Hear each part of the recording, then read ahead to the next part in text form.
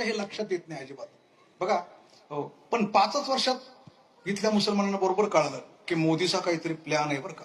हे 2 कायदे ना, CAA आणि NRC, एवढे 2 कायदे फक्त 10 मिनिटात सेवा संपली. एवढं सांगितल्यानंतर ज्या वेळेला फाळणी झाली त्यावेळेला आपले 23% हिंदू पाकिस्तानमध्ये राहून गेले, ते आले नाही. तसेच इथं मुसलमान राहिले, ते 7% होते. 7 कोटी फक्त होते राहिले. पण इथले 7 कोटीचे कुठल्या कुठे गेले? म्हणजे वाढता वाढता वाढता वाढता मध्यंतरीच्या काळामध्ये मला चांगलं होतं, 70-75च्या काळामध्ये सरकार आपल्या लोकांना असं म्हणायचं, कुटुंब नियोजन करून घ्या, हॉस्पिटलला न्यायचे आणि ऑपरेशन करून घ्यायचे लोकांचे, प्रजा वाढत चालली म्हणून. ज्या काळामध्ये आपल्या लोकांची नसबंदी करून घेतली सरकारने, त्याच काळामध्ये त्यांचे मात्र मुबलकपणे संतती वाढून दिली. मग त्यांचं कसं असतं, एक बायको केली, 4-5 पोरं झाली की तलाक देऊन टाकायचा, दुसरी करायची, दुसरीला 4-5 पोरं झाली की तलाक देऊन टाकायचा, तिसरी करायची, असं हम 5 हमारे 25. आणि आपण हम दो हमारे दो सुद्धा हे पण पाळायला तयार. त्याचा परिणाम आपली घटत गेली. आणि असं आतापर्यंत जितके राष्ट्र प्रवेश केला, इराणचं काय झालं, इराकचं काय झालं, अफगाणिस्तानचं काय झालं, आपल्यापासून जेवढे तुकडे अलग झाले ते प्रत्येक इस्लाम राष्ट्र झाले. तुकडा अलग करायचा, इस्लाम राष्ट्र बनायचं, तुकडा अलग करायचा, इस्लाम राष्ट्र बनवायचं. आपल्या हे कधी लक्षात नाही आलं. इराण नावाचं राष्ट्र ते आता इराण आहे, ते पहिलं पारस होतं. पारस, तिथं पारशी लोक राहत होते, संपूर्ण 100% पारशी होते. पण जसा मुसलमानांनी प्रवेश केला हळूहळू मग हे 10% झाले, पारशी 90% होते. पण आपल्यासारखेच भ्रमात होते, हम कुछ भी करेंगे. मग हे 20% झाले, मग पारशी 80% राहिले, तरी आनंदात होते. वाढता वाढता वाढता एका शतकातली गोष्ट आहे फक्त. हो, वाढत हे ज्यावेळेला 50% झाले ना, 50% झाल्यानंतर राष्ट्रपतीवर दबाव आणला की आता हे इस्लाम राष्ट्र घोषित करा. त्यांचं कसं आहे, कमी येतोपर्यंत अल्पसंख्याक म्हणून मजा मारतात आणि वाढले की लगेच घोषित करतात आता हे इस्लाम राष्ट्र. जगू देत नाही, ते कोणाला जगू देत नाही. मग ज्यावेळेला ते इस्लाम राष्ट्र झालं त्यावेळेला राहिलेले 50% पारशी जे होते त्यात ते काही धर्मांतरित केले, काही मारले, काही पळून लावले. हो, आणि उरलेले बोटीत बसून मुंबईला आणि गुजरातला आले, तेवढेच फक्त पारशी शिल्लक राहिले. आता इराणमध्ये कोणी पारशी शिल्लक राहिला नाही, ते झालं आता इराण. पहिलं होतं पारस राष्ट्र, नाव पारस. आता काय झालं ते, आता फक्त इतिहास राहिला, एक था पारस. आता इतिहास काय राहिला, फक्त एक था. हो, आता पारस राष्ट्र नाही राहिलं. असे अनेक राष्ट्र टप्प्याटप्प्याने, भारतात पण तीच परिस्थिती होती. वाढवत परत तोंडातला घास जवळ आला होता एकदम त्यांचा प्रयत्न. पण असे प्रत्येक वेळेला भारतात कोणीतरी, कधी छत्रपती शिवाजी महाराज जन्माला येतात, कधी सावरकरांसारखे येतात, कधी राणा प्रतापांसारखे येतात, आणि कोणत्या ना कोणत्या प्रकारे भारताला हिंदुत्व वाचवतात. कारण देवाला पुन्हा पुन्हा इथं अवतार घ्यायचे असतात म्हणून. आपल्या पाठीमागे परमात्मा आहे असं म्हणायलाच पाहिजे. आता आपल्या भारताची काय परिस्थिती झाली, जे आपल्यामध्ये राहिले 7 कोटी, ते 7 कोटीचे 27 कोटीच्या आसपास जाऊन पोहोचले. आणि पाकिस्तानमध्ये आपले हिंदू जे होते 23% होते तिथल्या लोकसंख्येच्या मानाने, ते कमी होता होता होता होता पळवून लावले, काही नष्ट करून टाकले, धर्मांतरित केले. आता फक्त 1%, 1.25% हिंदू फक्त पाकिस्तानमध्ये शिल्लक राहिले ते, आणि ते पण नरकयातना जगतात, नरकयातना. बघा, 3 वाक्य नीट ऐका. पाकिस्तान मधल्या हिंदूंना 1947च्या पूर्वी जर कोणी सांगितलं असतं की एक ना एक दिवस तुम्हाला पाकिस्तान सोडावं लागेल, तर पटलं असतं का त्यांना? कधीच नसतं पटलं. आम्ही जमिनी आमच्या इथं, आमची परंपरा आहे, आमचे आई वडील आहे, आमचा देश आहे, आम्ही का सोडणार? पण सोडावं लागला की नाही? आज तिथं काही राहिलं नाही. आता 60 वर्षापूर्वी जर काश्मीरच्या हिंदूंना सांगितलं असतं कोणी की एक ना एक दिवस मला काश्मीर सोडावं लागेल, पटलं असतं का? ही अलीकडची गोष्ट आहे. 60 वर्षापूर्वी पटलं असतं का? नसतं पटलं. पण फक्त एक रात्रीमध्ये भोंग्याहून आवाज आला काश्मीरच्या हिंदूं करता की तुम्हाला फक्त 2 दिवसाची वेळ दिलेली आहे. फक्त एक तर तुम्ही धर्मांतरित व्हा, रातोरात तुम्ही काश्मीर खाली करा, मी तर मरायला तयार व्हा. तर 4 लाख काश्मीरी घरदार सोडून, आणि खुशाल येड्यासारखे सगळं सोडून भारतामध्ये निघून आले. त्याही वेळेला राष्ट्रपती होता, त्यावेळेला पंतप्रधान होता, संविधान होतं, पोलीस होते, मिलिटरी होते, पण कोणी काही करू शकलं नाही.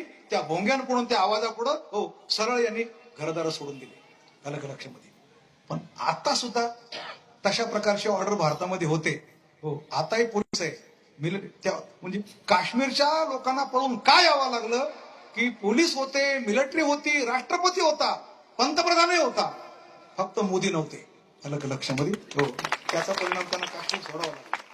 ध्यानात ठेवा. आज काय काय आणि CAA म्हणजे काय पहिला तो समजून घेऊया. CAA हा कायदा असा आहे, जर पाकिस्तानमध्ये शिल्लक राहिलेले हिंदू आहे तर ते नरकयातना भोगतायत. नरकयातना आता सध्या कोणत्याही प्रकारचं धर्म स्वातंत्र्य त्यांना नाही. कोणत्याही क्षणी घरामध्ये कोणी घुसू शकतं. मुलींवर स्त्रियांवर बलात्कार होतात. काही पोलीस कंप्लेंट वगैरे तिथं काही चालत नाही. मला सांगा तिथल्या हिंदूंना असं वाटत नाही का की हा मोदी नावाचा माणूस अख्ख्या विश्वाकरता चांगला आहे. प्रत्येक विश्वात राष्ट्र म्हणतंय मोदीने मध्ये दिले तर आम्ही मानू. मग आमच्याकरता काही करू शकत नाही का? करू शकतो. आणि म्हणून असा तो कायदा तयार केला CAA की ज्या हिंदूंना भारताच्या बाहेर राहतात अशा लोकांना जर भारतात यायची इच्छा असेल तर तो एक कायदा तयार केला. जगातल्या कोणत्याही हिंदूंना आता पुन्हा भारतात येता येईल आणि त्याला नागरिकत्व मिळेल. कोणताही बुद्ध भारतात येऊ शकतो, कोणताही यहुदी भारतात येऊ शकतो, कोणताही जैन भारतात येऊ शकतो, कोणताही ख्रिश्चन भारतात येऊ शकतो. फक्त मुसलमान आता यानंतर भारतात येऊ शकत नाही.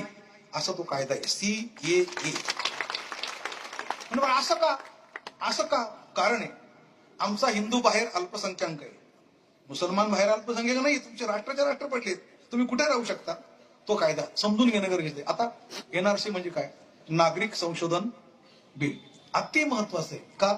गेल्या 70 वर्षामध्ये जी घुसखोरी झाली, रोहिंगे आले ते इथले मालक बनले, अफगाणिस्तानमधून आले, पाकिस्तानमधून आले, बांगलादेशातून आले, आले की घुसले की मालक. बरं इथं एका वर्षाच्या त्यांना सगळे ID प्रूफ मिळतात.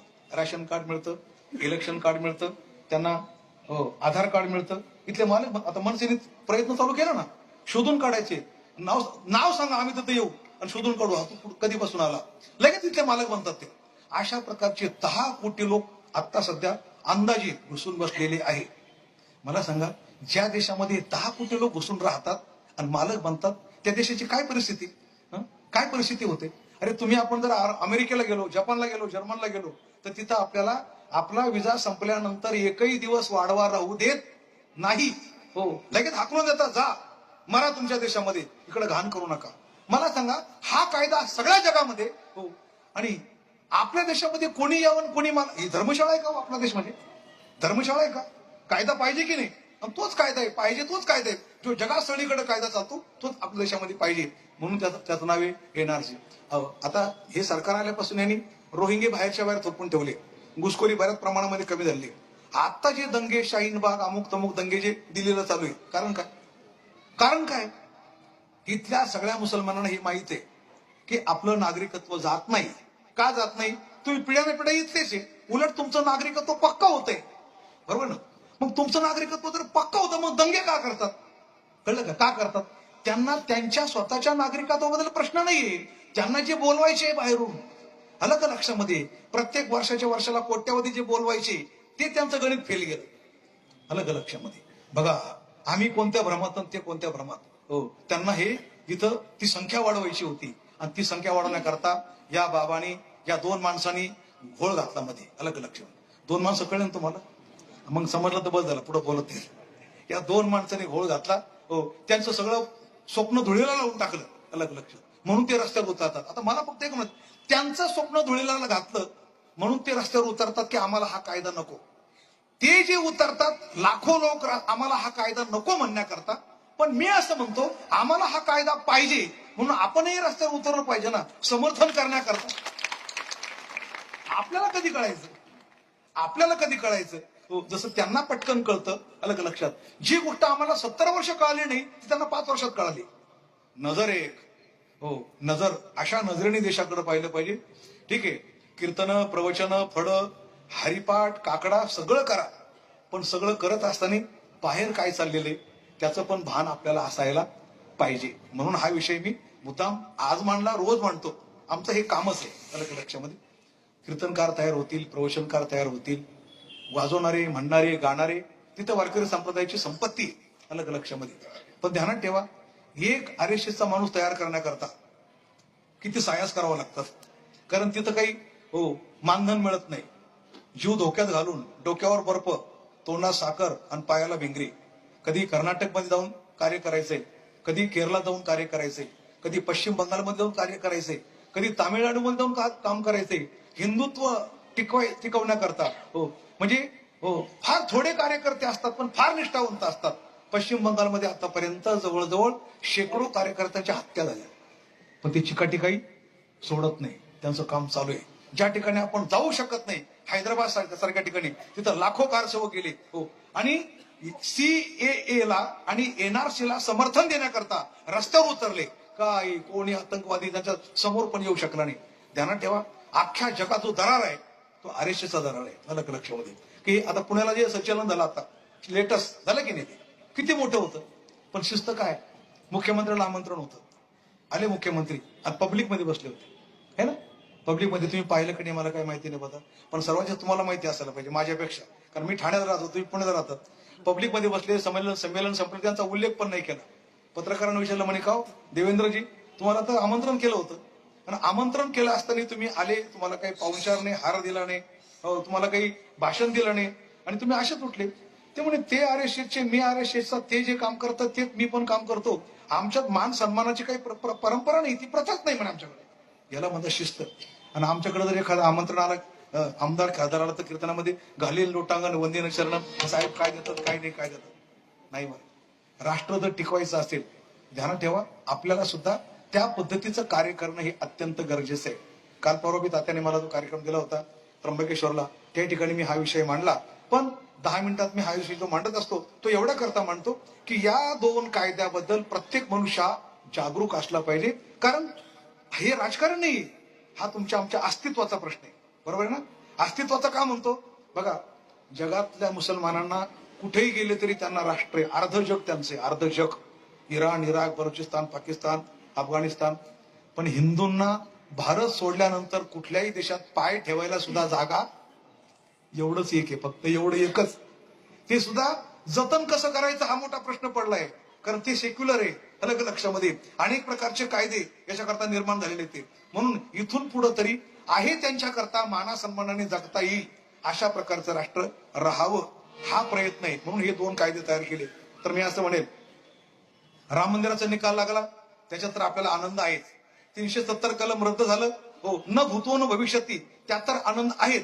पण सर्वात जास्त आनंद म्हणजे CAA आणि NRC या कायद्यामुळे भारताला, तुम्हा आम्हाला सर्वांना एक अस्तित्वाचा दिलासा प्राप्त झाला. अशा प्रकारचे हे 2 कायदे भगवान करो हे तुमच्या लक्षामध्ये आलं. आता अलग लक्षामध्ये की हे काही कुठलं राजकारण वगैरे नाही. तुम्ही मला या ठिकाणी आमंत्रित केलं काल्याच्या कीर्तनासाठी. 10 मिनिटं तुमचे वाढवा 2 घेतले बरं का, 10 मिनिट वाढवा घेतले, त्याबद्दल मला माफ करा. पण वारकरी संप्रदायातल्या प्रत्येक तरुणाकडे अशा प्रकारची दृष्टी जर प्राप्त झाली तर आपल्या देशामध्ये मागे जे झालं ते परत त्याची पुनरावृत्ती होणार नाही. ज्ञानेश्वर